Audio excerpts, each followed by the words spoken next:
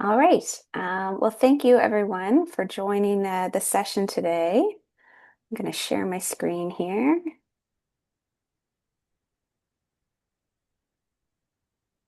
All right. Can you see my slides okay? Yeah, good. Awesome. Okay. So my name is Sue. I'm climate change coordinator with ICLEI Canada. And our session today is titled Unlocking Sustainable Development, Incentives for New Buildings in Small to Mid-sized Municipalities. We're very excited today to be joined by Lisa Mak from the Community Energy Association. So on the agenda today, Lisa will provide a presentation shortly, and then we're going to open up the floor for a Q&A. After that, we'll head into breakout rooms where you can connect with some peers and discuss the challenges and opportunities you're wrestling with locally related to this issue. And then finally, at the end, we'll regroup quickly for just a quick report back and wrap up.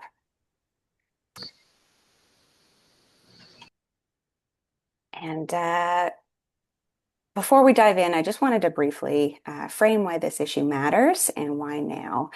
So I know many of you are working on exploring voluntary frameworks to support more sustainable new development, and a key lever within those frameworks is the use of incentives. So while mandatory approaches may be the most desirable and effective approach when municipalities do have the authority and capacity to do so, incentives, when thoughtfully designed, can play a really powerful role. So incentives have the possibility to foster a more collaborative and partnership-based approach with builders and developers, and really helping to avoid that friction that sometimes is seen with mandates. And it can also provide a confident path forward in contexts where municipal authority is limited or uncertain. And certainly, we've seen recently some legal and provincial developments across many provinces, including here in Ontario, that's contributing to that uncertainty for many. So, all to say, an incentive-based approach can help you act now within the realities of your jurisdiction and without waiting for certainty or provincial level changes. So, with that context, Lisa's presentation today is going to draw from the BC experience, which holds really valuable insights for municipalities across the country. So in the early 2000s, I believe many municipalities introduced frameworks with incentive-based approaches, and that was before the provincial government stepped in with the BC Energy Step Code. And in many ways, that helped to pave the way for provincial policy. So their experience offers really concrete lessons in what works on the ground. And before we turn things over to Lisa, just quickly, I wanted to flag that we're going to be diving deeper into this topic at the Livable Cities Forum in Halifax this October, and we'd love to see you there. If you're interested, there's more information available on the website there, livablecitiesforum.com. Registration is open, and I think the early bird pricing is available until June 16th, so coming up quick. So I'm going to stop sharing my screen here now. And before Lisa begins, I just wanted to launch a really quick Zoom poll.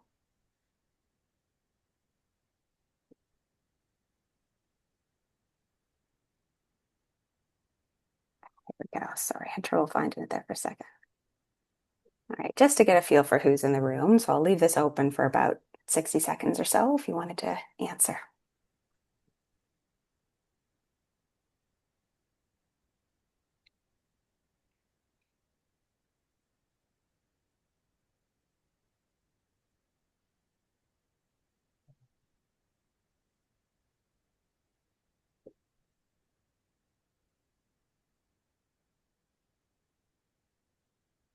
If you wanted to elaborate on any of these too, feel free to add anything into the chat. It's always good to hear some extra context.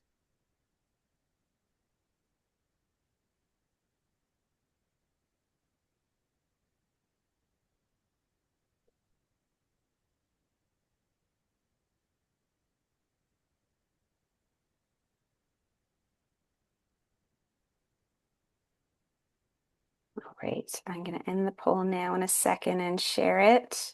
Not everybody got in, but I think the bulk of folks did. Go. So yes, lots of people here with local governments, although we are seeing, I think, more partners at today's session too, which is great to have you here. And lots of different motivations and barriers across the board as well. Great. Okay, thanks. All right, Lisa, would you like to take it from here? Awesome. Thank you so much. Thank you everyone for having me here. Super excited to be here. I'm just going to quickly share my screen. And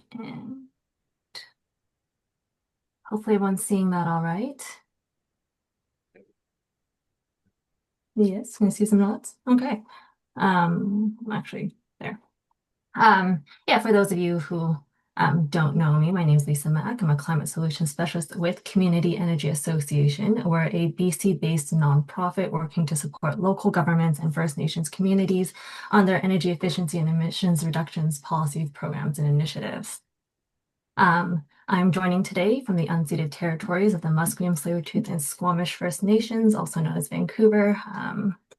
Well, again, thank you very much for having me. Super excited to be, just connecting with you folks.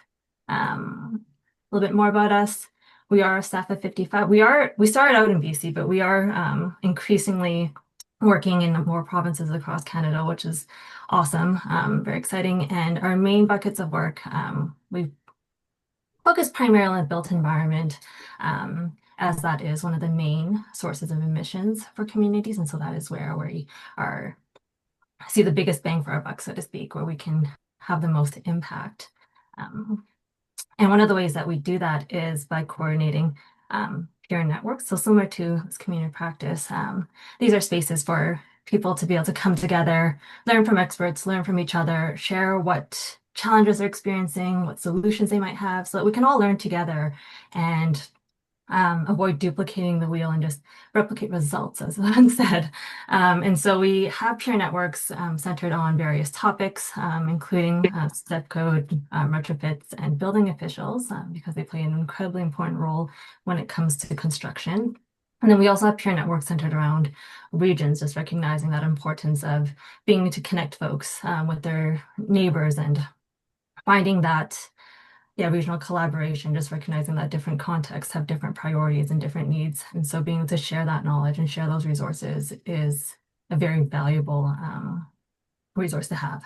And then we also have peer networks for elected officials, because after all, they're the ones who help make the decisions. So being able to inform them on the issues and on what we're seeing on the ground is really important. And so I thought I'd start off by just giving a bit of an overview of the history of Step Code and how it came to be. Um, so back in 2016, we had the Step Code Council was established. And this was a really cool group. It was a multi-sectoral group with representatives from local governments, from the provincial government, utilities, industry groups. And it really brought together all these stakeholders um, to talk about what was needed to be able to develop and drive high performance new construction and to inform this development of what would eventually become Step Code. So getting that buy-in from the get-go, from all the stakeholders, all the key players, was really, it really helped set the solid foundation for this direction that we're heading in. And then a year after that, the Energy Step Code was developed. And so as you can see on the right there, has 5 tiers, 5 steps, with each progressively becoming more, requiring more energy efficient buildings. And that same year, the local government step codes peer network was launched. So again, this was a space for local governments to come together and like grapple with the challenges of what this new code meant. As a performance-based code, this was a brand new way of building. And so having the space for local governments to come together to talk about their challenges, to find ways to support early adoption was incredibly important. And those early adopters were so key in the success of Step Code, because in being able to incentivize and support builders to build to these standards, we were able to get early feedback on how it was working. And so in those early years of Step Code, we actually changed metrics and we rejigged the formulas for it, because we found that it was unfairly um, penalizing smaller buildings or in colder climates. It was a lot harder to meet these targets. And so we were able to make adjustments so that when it became mandatory across the province, we were confident that people would be able to reach these targets. And then in 2023, step 3 became mandatory. And so that was 20% better. And at the same time, leading up to this. And so we had about 6 years worth of training, of engagement, of incentives, of all this early data to inform the development of step code. And while Energy Step Code tackled the energy efficiency of buildings, a lot of communities were also concerned about the emissions. And so during this lead up time to step three becoming mandatory, behind the scenes, we're also working to support local governments and how they can introduce emissions regulations to the code as well. And so the zero carbon step code was also developed a couple of years ago. So it followed a similar formula, like a tiered approach, where over a few years, we have more stringent requirements for and limitations on what those emissions would be. So again, we followed the similar pattern of, providing education, communicating what this code was. Oh, sorry, I should mention the carbon step code is voluntary. When it was introduced, it was voluntary. And so, yeah, the huge communication campaigns, lots of training provided so that everyone knew what this meant. Incentives were offered to support people to build to these standards, to early adopt. And then earlier this year, emissions level 1 became mandatory. And so emissions level 1, it's this one right here, it's actually just measure only. And so this is just a way to track the data to see how buildings are performing. And then with that, the intention then is to eventually move up through the steps over the next 7 years in this point. So in a couple of years' time, we expect to move to step 4 on the energy side. So that would be 40% better. And then in 2030, we'll actually move up to emissions level 4, so zero carbon step code. And then in 2032, we kind of reach the top level of the energy step code, which would be net zero ready. And so with the introduction of step code, and as we move through those steps and those tiers, we do follow this market transformation curve where we start off with education and outreach, making sure people know what it is, providing that training to ensure that we have the industry capacity to build to these standards, providing incentives to encourage that building, because anytime there's any change, it adds cost to construction. And so by providing incentives, it helps ease that cost burden, but also provides, a bit of a motivation for people to reach those standards. And all of this is to prepare the industry, to prepare communities for these changes before regulations come in, so that when they do come in, again, like we're confident that people will be able to reach these standards. But of course, we're here to talk about the incentives today. So when we talk about incentives, I think the first thing that generally comes to mind are the financial incentives. And so one of the main categories for this is around rebates, and we see typically 3, groupings of that. One is around building permits, and so providing a rebate or a refund on building permit fees, assuming that the building reaches a certain standard. We also see rebates for certain equipment if we want to see certain technologies used in homes. And then, of course, we see rebates for processes. Again, the step code introduced like a brand new way of building, and it brought new players onto the scene. And with that, of course, again, it adds extra costs. And so by providing rebates to support builders to work with energy advisors to get those energy models and to do mid-construction blower door tests is really helpful to get people to, start adopting those processes and start using those resources. And here we have an example from Township of Langley. They've laid out just really clearly what incentives they have for all these different things. So we have incentives for mid-construction blower door testing, incentives for working with an energy advisor, incentives for reaching a certain step. So right now, Township of Langley requires a step 4, so they're actually ahead of the provincial timeline. So these incentives are for those who want to build even beyond that, building to step 5. And then we also have rebates for building permits. And then a less common financial rebate that we've seen is the concept of an energy bond. We've actually only seen this in the city of New West, and actually I saw a name here from someone formerly with the city of New West, so I don't mean to put them on the spot, but if they want to chime in, I'd very much welcome that.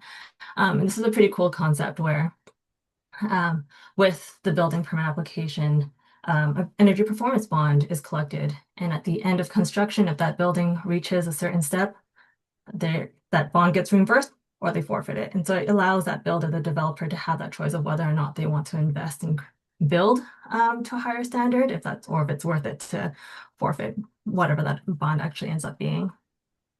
So those are the main financial incentives that we've seen. For non-financial incentives, a big one that we've seen is expedited permitting processes. As we all know, permitting can be, a point of tension for construction. We've heard reports of people waiting like months to get their permitting processed. And so by prioritizing permits that for buildings designed to reach a certain step, like that can be a huge incentive for builders and for developers. Because again, like time is money. And so if you're able to get to the top of that pile faster and get your permit faster and be able to break ground faster, that ultimately saves time and saves costs. And so that is a major incentive. Another bucket of non-financial incentives we've seen is typically around zoning requirements. And so these are really more around removing barriers and enabling and making it easier to build to higher standards. So a big one we see is density bonusing, so allowing more floor space or more units on a lot.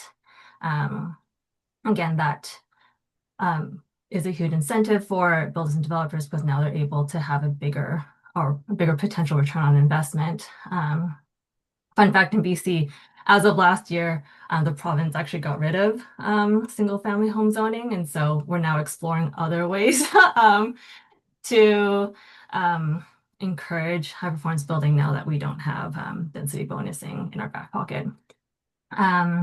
And then related to that, we also see floor space and floor area ratio allowances. And so a lot of municipalities currently, how they calculate the floor area ratio is measured from the exterior of the external walls. And so if you have a higher performance building, like you're probably going to have thicker wall assemblies. And so these buildings are actually being penalized for being more sustainable. So by either changing the way that that's calculated, either from the interior walls only, or excluding the thickness of the walls, or just allowing, just giving allowances to that, you are then removing that disincentive for high performance buildings. And similarly, any space for mechanical rooms. So if you have like a heat pump, the indoor unit, just by excluding that floor area from your calculations can be a major incentive for that as well. And then similar to that, it's like setback allowances. Again, depending on the calculations and like where a building can be positioned on a lot and what those setbacks are, they can be penalized with thicker wall assemblies. And so just making sure that those, whatever your zoning requirements are, kind of encourage and make it easier to build high performance buildings instead. And then similar to that one as well is height allowances, especially for buildings that might want to include their mechanical systems on the roof or solar panels, just allowing for greater heights, just avoids penalizing them instead. And a great example of these is the District of West Van. As you can see here, they have incentives laid out really clearly for buildings that are going for passive house standards or for steps 5. We see them listed out here: expedited permitting, reductions in permit fees, increases in floor area and setbacks. And then we also see rebates from our provincial utilities. Here in BC, we're quite lucky that we have very supportive utilities, and they provide a lot of incentives for building to certain standards, for reaching certain steps, and for using certain technologies. And then for everyone just said, we also have this incredible tool, the low carbon billing policy toolkit, which really outlines some of those zoning policies to enable and make it easier to build to higher performance, and also links to like cities that have adopted these and has their like example model bylaw language as well. So I'll be happy to link this into the chat afterwards for anyone who's just taking a look. And then very creatively name this third category other, but they're not financial incentives, but they still play a key role in supporting high performance buildings. And that is around recognizing and supporting your local industry. So anytime there's an opportunity to celebrate leadership and to demonstrate that these standards are achievable, that people are doing it and they're doing it well and easily, I think those stories are incredibly important to tell.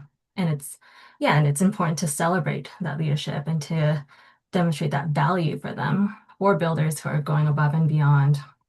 They're really leaders in communities, and they're an excellent resource to tap into. And then also a really key one is subsidized training. Again, the step code introduced a brand new way of building, and you can have the best incentive programs, like super generous offers, but if no one can build to them, no one's going to access them. So anytime you're able to provide training, either very readily accessible, subsidized in any way, even offering food is a great way to attract builders to events. A lot of communities in BC utilize, they put on builders breakfasts where builders are able to come. They kind of learn, they connect with each other, food's provided, and then they're also able to claim CBT credits, so continuing professional development credits. Like a really a win-win for everyone. Just again, ensuring that you have that local capacity to be able to build to the standards that you want to see, and then being able to support them with incentives in any way that you can. I am running out of time. I'm so sorry. And so to sum it up, lessons learned, provide incentives where you can. It really depends on your community and what your priorities are and what you're able to provide. If you don't have the funding sources available to provide financial incentives, maybe the non-financial ones are where you're able to leverage, remove barriers. Again, make it as easy as possible to build high performance. Support your local industry. Make sure that they feel that they have access to the skills and resources, the training to build to what you're asking them to build to, and wherever you can celebrate that leadership and share success stories. That's all I've got. Thank you so much. Thank you so much, Lisa. That was really informative. Really appreciate your talk. If you have questions for our speaker, please feel free to raise your hand or type them into the chat and we can read them out, whatever is easier for you. I can start off with the first one. Lisa, just wondering if you've noticed any differences between how smaller municipalities have approached incentives versus larger municipalities. Just wondering if you have any strategies that stand out for that might be more achievable for smaller municipalities. For sure. I mean, one of the main differences that we see is, I mean, larger communities just have more access to resources and capacity. And so with smaller communities, definitely need to be a little more creative and kind of focus on where their priorities are. But actually in BC, I think it's less, I guess the approach is less different or less apparent between large and smaller communities. It's actually more on a regional basis. Like the differences are bigger whether you're like in a northern climate versus the lower mainland, or if you're and what we actually noticed with the step code when it was first introduced, because like the air tightness is like a key metric for it, was actually smaller, colder climates that were doing a lot better with that, like because they were already building that way because their homes, by virtue of being in a colder climate, had to be more airtight. Versus here in the lower mainland, we're like, oh, like what? And so we actually see that I guess incentives more kind of cater to what the needs of the community are. So here we saw a lot more incentives for air tightness training and mid-construction blower door tests, versus in the smaller communities where maybe there weren't as many readily available energy advisors. That's where incentives were prioritized to try to build up that industry capacity and that support folks to be able to use an energy advisor. And just open it up if anybody does have a question, please feel free to speak up. But I can keep going with lots more questions for you, Lisa. Just wondering, for communities who are really just starting out on their journey and just starting to think about this, what's the best place to begin? Are there any kind of low-hanging fruit options or quick wins that tend to work early on? I think the best place to start is by participating in spaces like these. I cannot speak enough to like how valuable spaces like communities of practice and peer networks are, just to be able to learn from your peers, to see what's happening on the ground, and to not feel like you have to go at it alone, especially in smaller communities where you might be a team of one, and you're kind of covering everything. You don't have the time to do all your own research and learn everything from the ground up. So being able to just kind of plop in and just connect directly with experts, with other people who are kind of working on these similar challenges, and yeah, just kind of replicating those things. I think that is, yeah, these spaces, these communities of practice are the best place to start, a best place to stay kind of looped in and keep your finger pulse on what's happening and just learning from others. Really don't need to be reinventing the wheel. If yeah, like a community is already working on something, learn from them, like borrow those resources, borrow the bylaw language if needed, especially for neighboring communities where like builders often work across jurisdictional lines. So anytime there's an opportunity for alignment and for coordination and being able to collaborate with your neighbors and share those resources, it just makes life so much easier for everyone. And yeah, and it avoids confusion for builders, it avoids confusion for homeowners. Yeah, I think it's a win-win. Absolutely. Also wondering too, I know affordability is definitely a big thing on people's minds now, and just wondering if you have any suggestions for how, when we're thinking about these kinds of incentives, is there any way to align incentive programs with other priorities, and in particular affordability, economic development, that kind of thing? For sure, that's very top of mind for everyone, especially as yeah, we are in a housing crisis, we're in a climate crisis, we're in an affordability crisis, and there's a lot of political and economic instability. And so, as we explore and we try and think of ways and strategies to support, yeah, and to ensure that climate priorities and housing priorities are aligned, we are seeing more emphasis on like Buy Canada and Buy BC. So anyway, we can try and see how we can support local industries. Is something that, yeah, it's very top of mind. And we are still trying to figure out what that looks like. A lot of it is, yeah, investing in your own community, trying to create good jobs in the industry, like whether that's, energy advisors, builders, trades, anything. Um, yeah, I think that's kind of where we're focusing, trying to build out that industry capacity, invest in the community. If there are training programs, local ones, especially again to help support that workforce development, and help people access good jobs. We've definitely seen incentive programs that are tied to like certain training credentials. And so that's a way that can align that. Mm, yeah. Perfect. Okay. And I can just ask one more question and then we'll head into our breakout rooms if nobody has anything else. Just we For a lot of provinces right now, things are evolving and sometimes at a pretty quick pace. Do you have any suggestions on how folks might think about these issues in a way that's flexible to evolve over time, especially given the changes in provincial dynamics from time to time? I am so sorry. I was distracted reading Glenn's comment. Can you repeat that, please? Yes, absolutely. Just wondering in terms of like flexibility with provincial changing contexts, any way that municipalities can think about incentives that are just flexible to go with the flow on those changes. Right, absolutely. I think a benefit of the way that the Energy Step Code was set up, again, we had that endpoint of like, yeah, step 5 in 2032.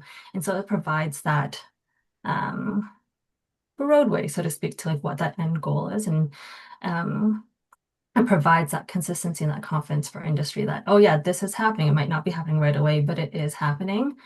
So it's anytime. Yeah, it's kind of on you to decide how early you want to get in the game, so to speak. Um, but it does provide that provincial direction, and having that is incredibly helpful to inform activity, so to speak. And what we've seen with municipalities in structuring their incentives to be able to be responsive to provincial changes is just either by structuring their program to be like, oh, whatever the incentive is, it's for one step higher than the code minimums. And so that even when new steps come into play, you're still above it. And then other structures that we've seen is just by shorter time-bound ones, so that, it kind of, when something is time-bound, it kind of lights a fire under people a little bit more. There's like now there's more motivation to like get in on it. But then by having that end date, it also allows the local government to then kind of re-examine and kind of see, oh, how effective was this incentive? What was uptake like? Is there opportunity to kind of tweak it for the next round? Sort of thing. All right. Well, thank you very much. I'm going to stop the recording now and then we'll get ready for our breakout rooms.